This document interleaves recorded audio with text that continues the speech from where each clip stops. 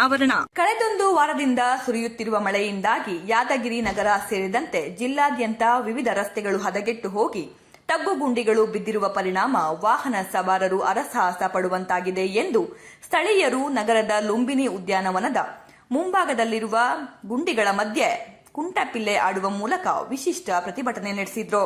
ಇಷ್ಟಾದರೂ ಕಣ್ಣು ಮುಚ್ಚಿ ಕುಳಿತಿರುವ ಸಂಬಂಧಪಟ್ಟ ಅಧಿಕಾರಿಗಳು ಕುಂಭಕರ್ಣ ನಿದ್ರೆಯಿಂದ ಎದ್ದು ರಸ್ತೆ ಸರಿಪಡಿಸಬೇಕು, ಇಲ್ಲದಿದ್ದರೆ ಬೃಹತ್ ಪ್ರತಿಭಟನೆ ನಡೆಸಲಾಗುವುದು ಎಂದು ಸಾಮಾಜಿಕ ಹೋರಾಟಗಾರ ಉಮೇಶ್ ಕೆ ಮುದ್ನಾಳ ಹಾಗೂ ಸ್ಥಳೀಯರು ಆಕ್ರೋಶ ವ್ಯಕ್ತಪಡಿಸಿದ್ರು.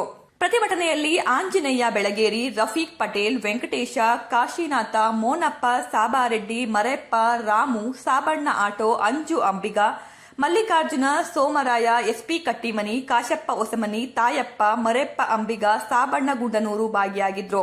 ನಿರಂತರ ಮಳೆಯಿಂದ ಯಾದಗಿರಿ ನಗರದ ಪ್ರಮುಖ ರಸ್ತೆಗಳು ತಗ್ಗು ಗುಂಡಿಗಳು ಬಿದ್ದುಗೇಸಿ ಸಾರ್ವಜನಿಕರು ಪರದಾಡ್ತಕ್ಕಂಥ ಸ್ಥಿತಿ ನಿರ್ಮಾಣವಾಗ್ಯದ. ಬರೇ ಇಷ್ಟಲ್ಲ, ಇವತ್ತೇನೋ ಲೂಬಿನಿ ಗಾರ್ಡನ್ದಲ್ಲಿ ನಾವೇನದ ಪ್ರತಿಭಟನೆ ಮಾಡಬೇಕಂತ ಎಚ್ಚರಿಕೆ ನೀಡಲಾಗತ್ತೀವಿ. ಇಷ್ಟೇ ತೆಗ್ಗುಗಡ್ಡಿಗಳಲ್ಲ, ಯಾದಗಿರಿ ನಗರದ ಪ್ರಮುಖ ರಸ್ತೆ ಬಹಳಷ್ಟು ಅದಾವ. ಅದು ಮುಚ್ಚುವಲ್ಲಿ ನಗರಸಭೆ ಮತ್ತು ಜಿಲ್ಲಾಡಳಿತ ದಿವ್ಯ ನಿರ್ಲಕ್ಷ್ಯನೇ ಕಾರಣ. ಇದ್ರ ಜೊತೆಗೆ ಯಾದಗಿರಿಯಿಂದ ಶಾಪುರ್ಗೆ ಹೋಗ್ತಕ್ಕಂಥ ರಸ್ತೆ ಸಂಪೂರ್ಣ ಹಾಳಾಗಿ ಹೋಗ್ಯದ ಮತ್ತು ಯಾದಗಿರಿಯಿಂದ ಸೇಡಂಗೆ ಹೋಗೋ ರಸ್ತೆ ಕೂಡ ಸಂಪೂರ್ಣ ಹಾಳಾಗಿರದ. ತಕ್ಷಣ ಜಿಲ್ಲಾಡಳಿತ, PWD, ZP ಸಂಬಂಧಪಟ್ಟ ಅಧಿಕಾರಿಗಳಾಗಿದ್ದ ನಗರಸಭೆ. ಯಾದಗಿರಿ ಜಿಲ್ಲೆಯಲ್ಲಿ ಗ್ರಾಮದಲ್ಲಿ ಇಲ್ಲಿ ರೋಡ್ಗಳೆಲ್ಲ ತೆಗ್ಗು ಬಿದ್ದು ಕಾಸಿ ನಮಗೆ ಆಟೋ ನಡ್ಸೋಕ್ಕೆ ಭಾಳ ತುಂಬ ತೊಂದರೆ ಆಗಿದೆ. ಈ ಪ್ಯಾಸೆಂಜರ್ ಕುಂತವರೆಲ್ಲ ಅದು ಹಳ್ಳಾಡಿ ಕಸಿ ಅಂಕ ಎಫೆಕ್ಟ್ ಆಗಿದೆ.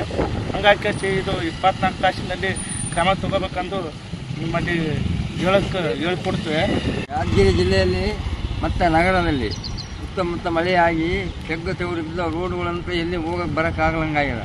ಅದಕ್ಕಾಗಿ 24 ಟೈಮ್ ಕೊಟ್ಟಿದ್ದೀವಿ. ನೀವೆಲ್ಲ ನೀವು ರೋಡ್ ಮತ್ತು ಸರಿಯಾಗಿ ಮಾಡಬೇಕಾಗಿ ನನ್ನ ಹೆಸರು ಸೋಮರಾಯ, ಪಗಲಾಪುರ.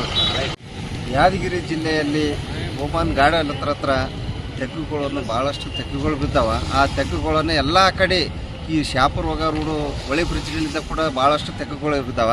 ಆ ತೆಗ್ಗು ತಪ್ಪಿಸ್ಕೋಗಿ ಯಾರಾದರೂ ಬಿದ್ದು ಅಪಘಾತ ಆದರೆ ಅದಕ್ಕೆ ನೀವೇ ಹೊಣೆಗಾರ ಆಗ್ತೀರಿ.